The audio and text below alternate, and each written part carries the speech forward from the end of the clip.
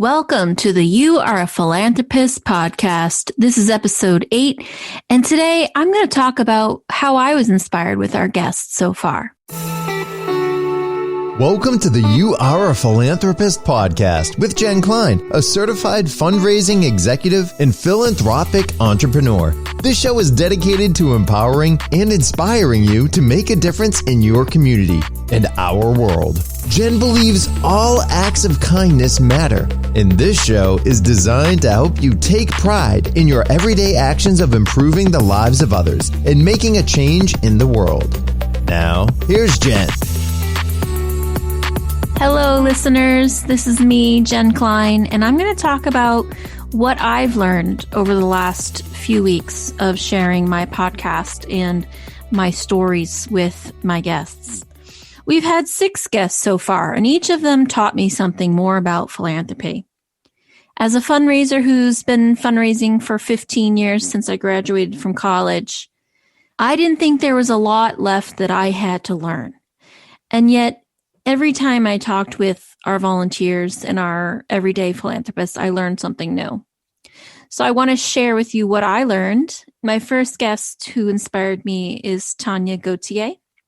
She is the one who told her story about her own traumatic brain injury, her recovery from that took years, and her resilience and ability to graduate from the United States Military Academy at West Point despite that significant injury. What inspired me is that she started a nonprofit, and I had the opportunity to work with Amy Tarlow Lewis with founding Littleton Community Farm. And so I know the time and commitment that it takes to start something from scratch like that. And it's a significant passion. As Amy described it, she created it with laughter and tears. With Tanya, she's just getting started. She started in 2020. That's a remarkable year to be starting anything, particularly a nonprofit. A lot of people in the beginning of year called me up and said, what's happening with fundraising dollars? And are we going to be able to survive 2020? And I said, don't worry about it.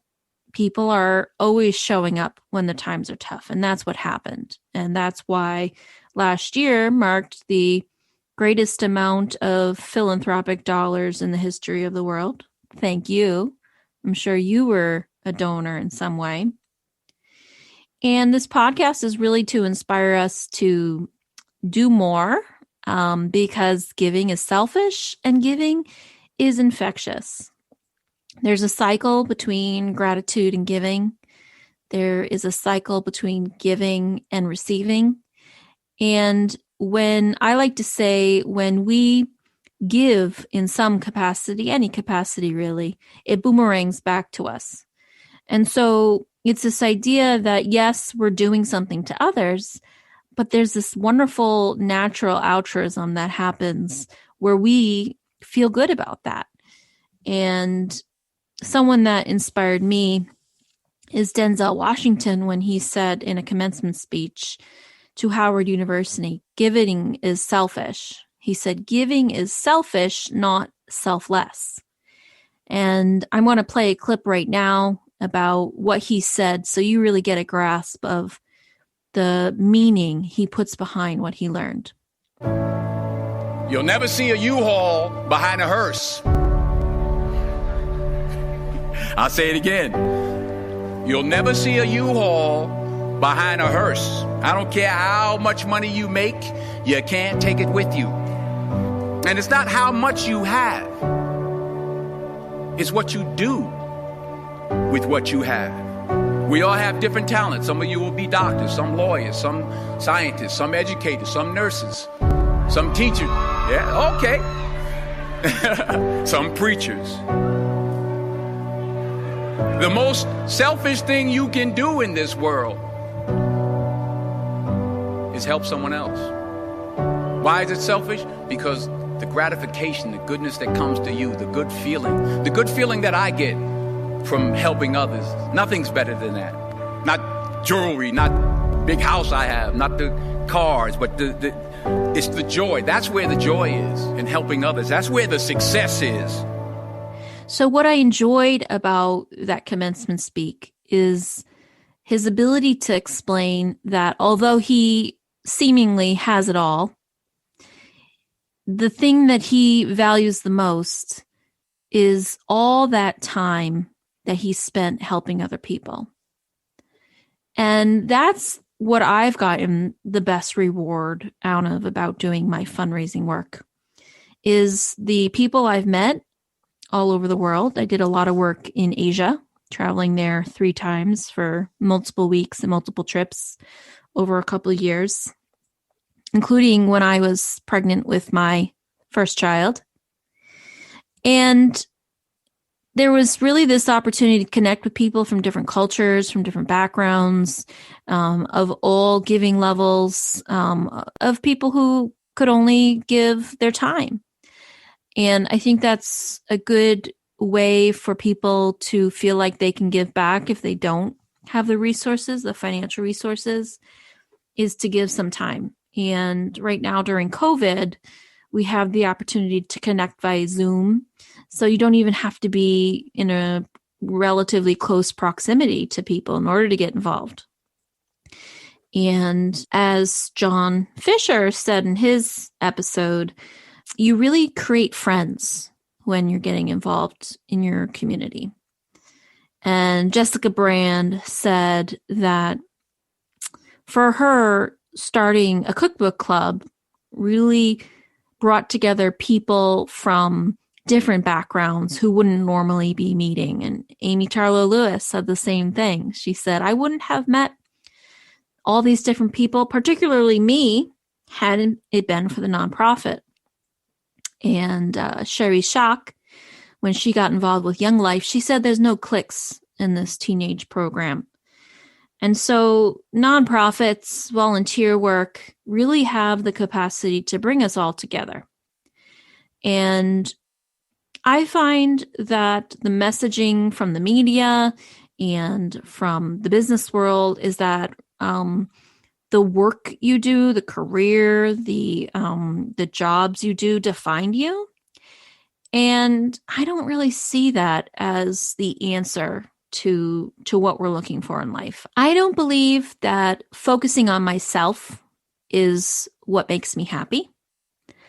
I believe that the idea that loving your neighbor as yourself is one of our highest callings. I know from my own personal experience that the more isolated I feel, the more removed from society I feel, the worse I feel. And so leaning into my friends, old and new, and my network, it has been really valuable to my life. And listeners, I want to hear from you. I want to hear how these episodes have affected you and what you're thinking about what this podcast is speaking to you about. So I'd love for you to join my community too. And I want to learn from you. And I obviously want to share with you about my passion of getting involved with nonprofits. Coming up, we'll hear from people who don't necessarily have a nonprofit that they're involved with, but just do things on their own through their own communities that maybe probably goes unnoticed. This isn't something that we talk about all the time. We don't talk about, these hours that we put in for volunteering. Sherry is on 3 committees with Young Life in our last episode. And she was putting in about 8 hours a week before COVID hit on 3 different committees, doing a variety of things, running the banquet fundraiser, doing the finance work for her local club. And Jay Tierney said she just made a friend who was selling newspapers on the street and who is housing insecure. And she has his phone number. And he calls her every day, texts her every day, and they have a relationship. I've been calling it everyday pleasantries. So on my blog, you can see some articles I was posting prior to the podcast. And I talked about Together Apart, which was the theme that we were using as a society about what we were going to do about COVID. And people were just doing whatever they felt like was important to do. So if it was raising money for their friend who had lost their job, or making masks accessible to healthcare workers or their town residents, as I shared on my blog, people were just doing whatever they felt like people needed right now. And that's been a beautiful outcome of 2020 that I think we need to be talking about. There's a lot of focus on the negative, particularly politics, right? And I think that if we were to get all of my guests in a room, I know we'd have a wild discussion on politics from all sorts of political beliefs. But that's not what matters here. What matters here is they're all serving in ways that's meaningful to them, in ways that's meaningful to our communities and to the world. And so they have different religious beliefs as well, from Christian to Catholic to Jewish to agnostic. And so we don't have to all agree in order to make a change in the world. We don't all have to see eye to eye. We don't have to point out each other's flaws. We don't have to focus on the hate. We need to focus on the love. I've focused obviously a lot about philia love, brotherly love. That's my favorite love. Sherry Schock focuses on agape love. That's God's unconditional love. And so putting love back into the world in some way is what's key to philanthropy. John said his vision of a better world is for everybody to pursue their passions. That means you can do whatever good that you want to do, that you feel is in your heart, to be able to serve. Jessica Brand, who talked about her cookbook club and her skincare line, Tasteful Skin, have put good back into the world because she has multiple passions as an entrepreneur. And she's doing what she feels like is on her heart. And I learned from her the value of potlucks. I never thought that that was a part of philanthropy. But she showed me that when you gather people around delicious food, when you cook with love, when you share laughter and conversations around a dinner table, you're sharing love. You're creating a community from strangers and from people from all different backgrounds. I've shared with you a little bit about other loves of mine other than just fundraising and volunteering. And that is my merchandise at my store, which I believe has the opportunity to allow you to feel like the difference that you make in any way matters. I love Arbonne International, which helped me to become healthier through using nutrition and skincare products that are healthy and vegan and cruelty-free and non-GMO, and how they help me feel better in my own body. And I love Stella and Dot, which accessorizes me to look and feel the best that I can feel, especially as a young mother, as I give to my children.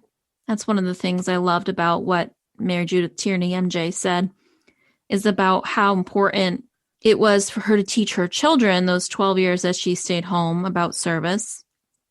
And from many of our guests, they talked about how important and influential their parents, particularly their parents in their childhood, were in creating this mindset about giving back to our society. So listeners, my charge for you is to listen, as John Fisher said. Get started, as he said.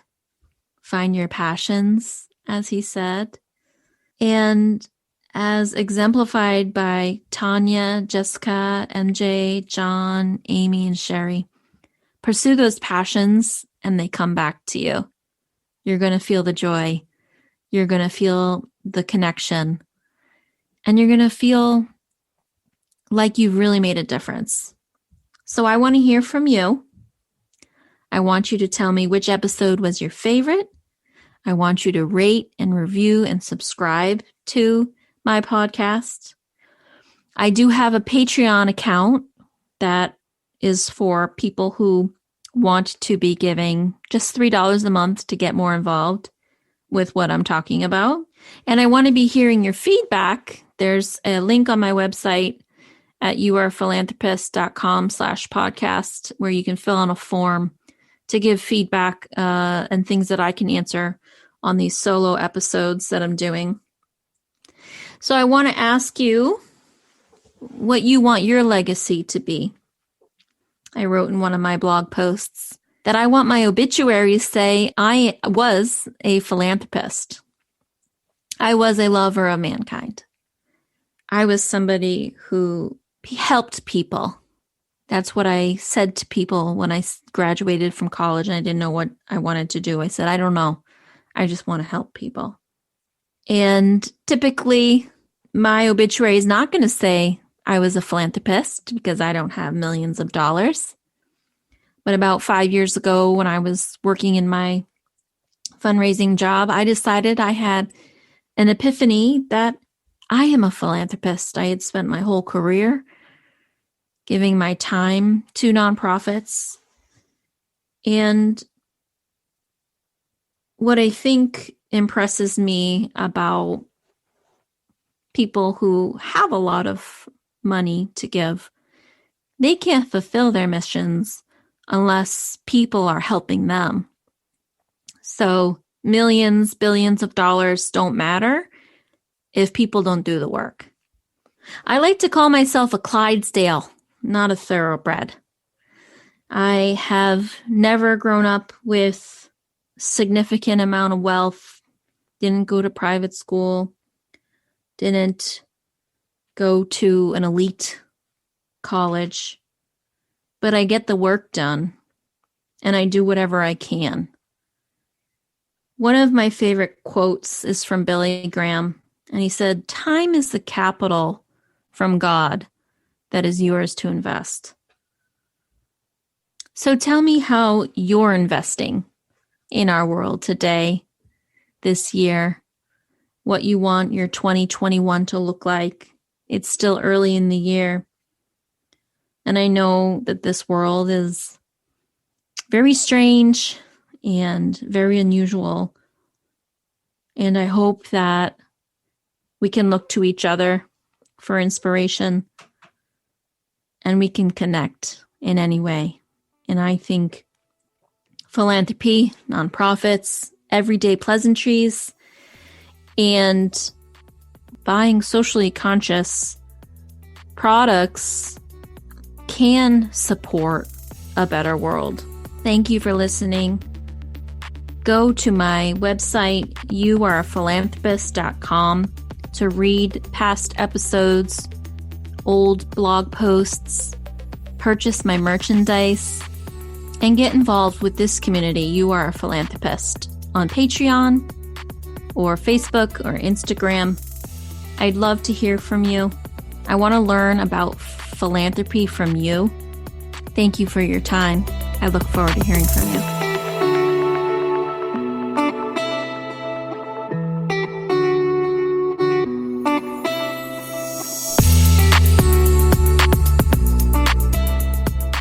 You are the kind of person who wants to improve the lives of others, but you need to take pride in your everyday actions. You Are a Philanthropist believes that every act of goodwill deserves to be recognized as philanthropy. Each individual action you take impacts another's life. believe that what you do makes a difference. So call yourself a philanthropist and start a ripple effect of generosity that boomerangs back to you. Go to youareaphilanthropist.com/shop. Style your outside to match your inside. Choose a t-shirt, hoodie, or bag to show how much you love giving to others. That's youareaphilanthropist.com/shop.